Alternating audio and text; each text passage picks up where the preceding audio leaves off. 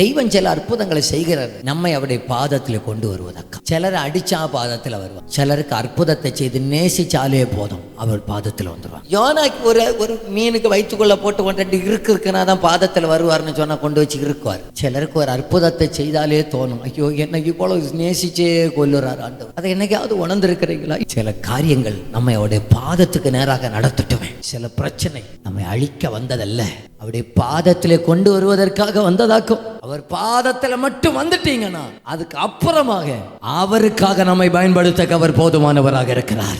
என்னை அவருக்காக பயன்படுத்த அவர் போதுமானவராக இருக்கிறார். அவருடைய ராஜ்யத்தின் வேலைக்காக என்னை பயன்படுத்த அவர் போதுமானவர். இந்த பாதத்தில் வந்த ஒருத்தரை விடாது. இந்த பாதத்தில் வந்துட்டேன்னு சொன்னா நான் செய்ததை வச்சு செய்வேன்.